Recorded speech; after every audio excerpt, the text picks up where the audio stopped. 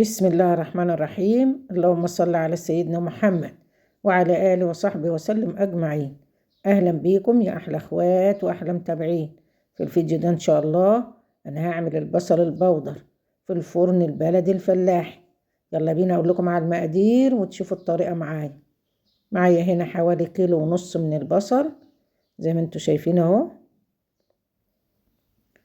جهزته بالشكل ده كده، طبعا اي حجم يعني كبير او صغير مش مشكلة.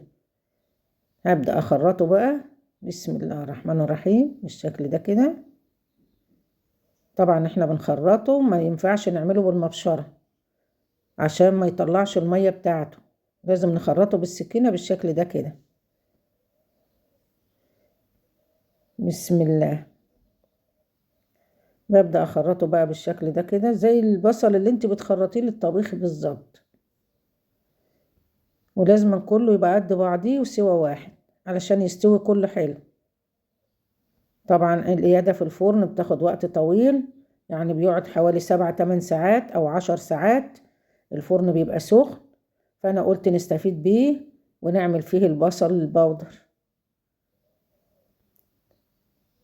بدل ما نقيد فرن البوتاجاز 3-4 ساعات. ده افضل واحسن. وطبعا ما فيش قيادة ولا حاجة، احنا بنحطه على الصهدة بتاعة الفرن، على القيادة اللي موجودة فيه. دي الصينية اهي اللي هسوي فيها البصل، وهكمل بقى بنفس الطريقة وارجع لكم تاني. كده انا خلاص خلصت تخريط البصل اهو زي ما انتوا شايفين كده تمام.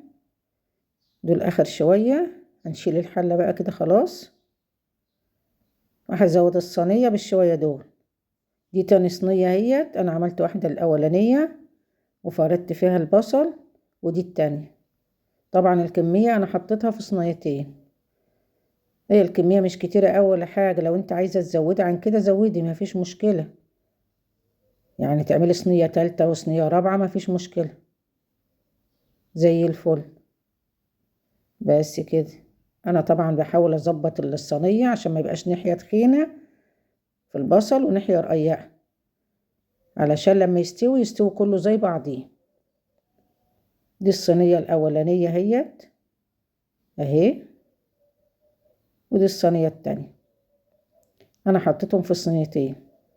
يلا بينا بقى نطلع على السطوح وندخل الصواني الفرن ونسيبهم ان شاء الله لحد تاني يوم الصبح. يلا بينا.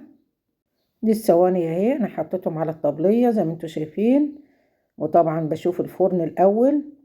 احنا دلوقتي بالليل الساعة 8 بالليل، هحطهم بقى من دلوقتي لحد تاني يوم الصبح ان شاء الله. بدخلهم الفرن بقى على الصهدة بتاعت القيادة بس، يعني مش بنقيد في الفرن. بسم الله الرحمن الرحيم. يعني هنا الفرن ممكن ياخد صينية واتنين كمان، بس انا عملت الحبة دول على قدي. بسم الله. بدخل الصواني الفرن وهقفل عليه وقافلة كويسة، وبكرة الصبح ان شاء الله هنشوفهم سوا مع بعض.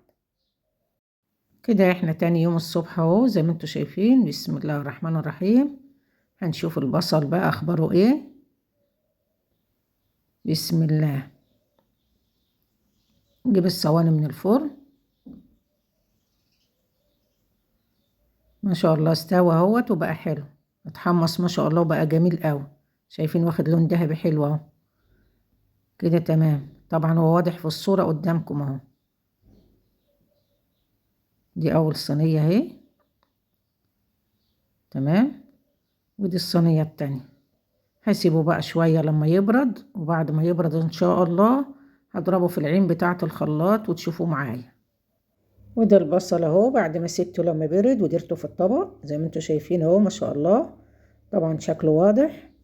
هبدأ بقى اضربه في العين بتاعة الخلاط. طبعا لو هتعمليه في العين بتاع الخلاط ماشي، هتعمليه في الكبة ماشي زي الفل. بسم الله الرحمن الرحيم. انا طبعا هضربهم على مرتين او 3، مش هعملهم كلهم مرة واحدة،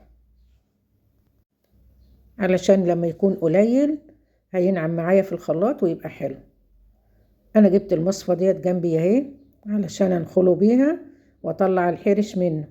بس ما شاء الله انا ما استخدمتش المصفى خالص، هو طلع ناعم وزي الفل، ما كانش محتاج اي حاجة تاني. بس كده.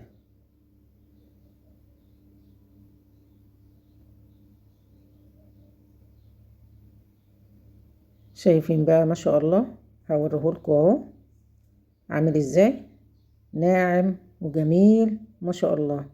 هكملهم كلهم بنفس الطريقة وتشوفوهم معايا في الطبق بعد ما اخلصهم ان شاء الله.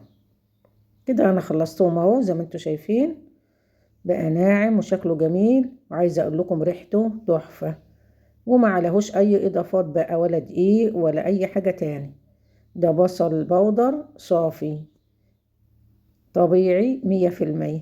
اهو شايفين شكله عامل ازاي، واخد لون ذهبي كده حلو قوي. وانا حبيه في البطرمان الازاز ده، بطرمان بتاع المايونيز كان عندي، مسكته غسلته غسله كويسه وعقمته ونشفته كويس، وهعبي فيه بقى البصل البودر. طبعا زي ما انتوا عارفين انا بحب اعمل اعادة تدوير للحاجة اللي عندي، وطبعا زي ما انتوا عارفين البطرمانات الازاز في الحاجات دي بتبقى حلوة قوي. وانت لو عندك بطرمان بلاستيك وجديد ماشي، حطي فيه زي الفل. هي دي الكمية اللي طلعت ما شاء الله، كمية حلوة مش قليلة. يعني ده هتاخدي منه معلقة صغيرة بس كده على الاكل اللي هتعمليه، هيبقى تمام.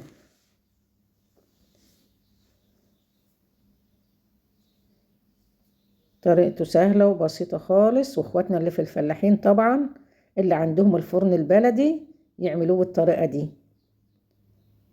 واكتبوا لي رأيكم في الكومنتات. بتمنى لو الفيديو عجبكم تعملوا لايك وشير وتشتركوا في القناة عشان يوصلكوا كل جديد.